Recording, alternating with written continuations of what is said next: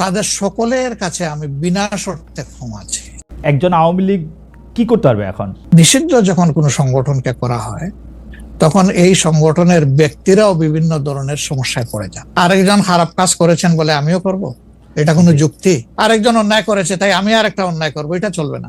যে মানে আওয়ামী লীগ নিষিদ্ধ করা হয় নাই, আওয়ামী লীগের কার্যক্রম নিষিদ্ধ করা হয়েছে, দুইটার মধ্যে তফাৎ কি আসলে? মানে তারা মানে কি করতে পারবে আর কি করতে পারবে না, মানে একজন আওয়ামী লীগ কি করতে পারবে এখন? মানে আমার একটা আন্ডারস্ট্যান্ডিং হচ্ছে আওয়ামী লীগ নিষিদ্ধ, তা আপনি বলতেছেন না দুইটার মধ্যে একটু তফাৎ আছে, তফাৎটা কি আসলে? দেখেন, নিষিদ্ধ তো আমাদেরও করা হয়েছিল, তাই না? এবং একবার না, আমাদের এই সংগঠনের জন্মের পরে দফায় দফায় আমাদেরকে নিষিদ্ধ করা হয়েছে। নিষিদ্ধ যখন কোনো সংগঠনকে করা হয় তখন এই সংগঠনের ব্যক্তিরাও বিভিন্ন ধরনের সমস্যায় পড়ে যান, এর সাথে রিলেটেড ব্যক্তিরা, এমনকি তাদের স্বাভাবিক জীবনযাত্রাটাও তাদের পক্ষে চালায় নেওয়া সম্ভব হয়। তারা যদি সমাজের কোনো ক্রিমিনাল ব্যক্তি নাও হয়ে থাকেন তবুও তাদের উপরে সমস্যা আরোপ হয়েছে। কিন্তু যখন কার্যক্রম নিষিদ্ধ থাকবে তখন ওই পলিটিক্যাল কার্যক্রমগুলা ছাড়া বাকি জীবনের সবই তো তারা করতে পারবে, করছে তো। আচ্ছা, তারা তো এই দেশ ছেড়ে সবাই তো আর চলে যাননি, সবাইকে জেলেও ঢুকানো হয়নি। এইটা একটু পরিষ্কার হয়েছে।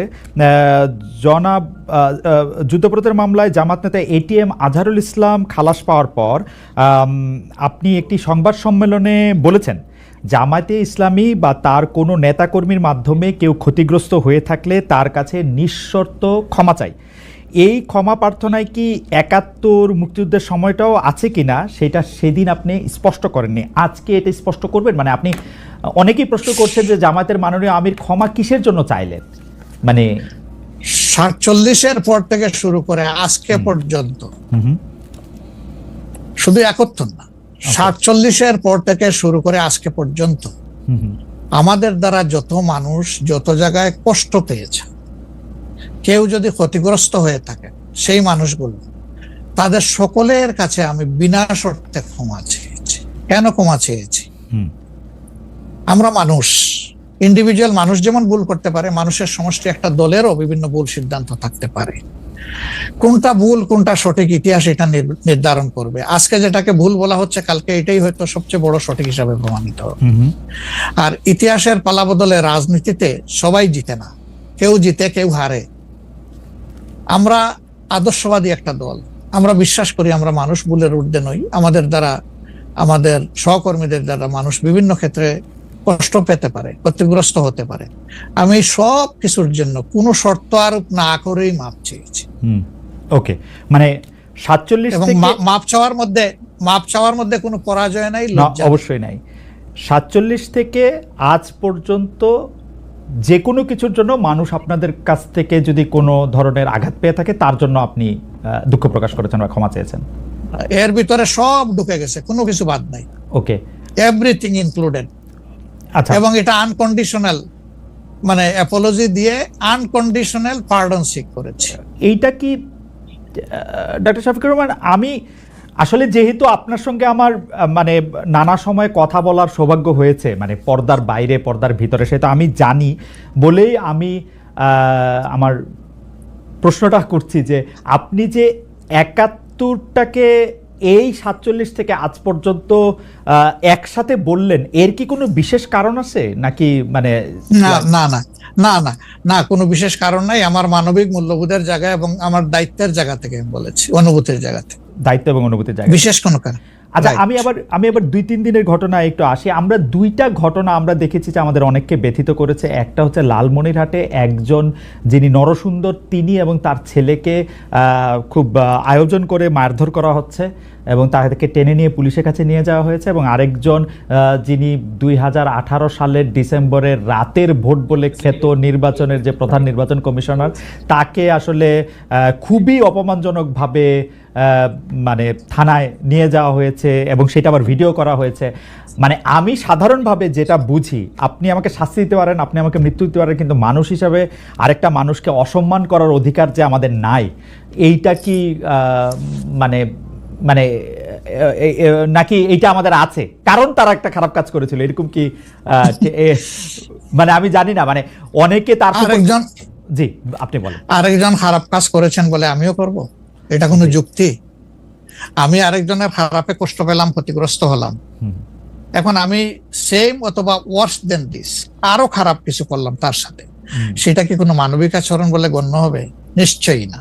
তবে দেখেন, আমরা এটাকে কখনো সমর্থন করি না, কিন্তু পরিবেশ, প্রেক্ষাপট, স্থান, কাল, পাত্র, মানুষ কোনো জিনিসকে যখন লাইক করে না তখন প্রকাশ্যে হয় তার প্রতিবাদ করে, না হয় মনে মনে ঘৃণা করে, অথবা সে শক্তি থাকলে প্রতিরোধ করে। এই তিনটা স্টেজ থাকে, এটা হাদিসের ভাষা অনুযায়ী।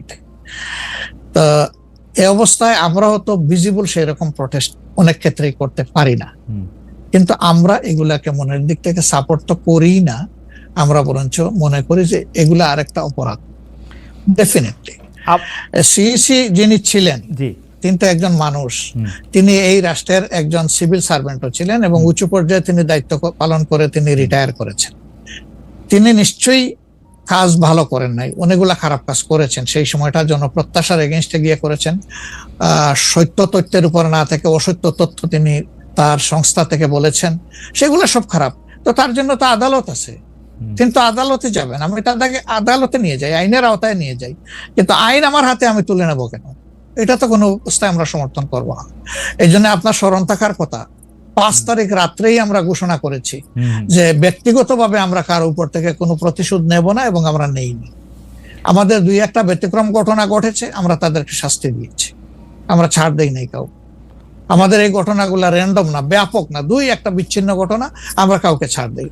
আমরা যেহেতু আপনার সময় কম, আমরা দ্রুত একটা বিষয় থেকে আরেকটা বিষয়ে যেতে হচ্ছে। সম্প্রতি আপনি একটি ভাষণে বলেছেন, আমি এখানে ছোট্ট একটু অ্যাড করতে চাই।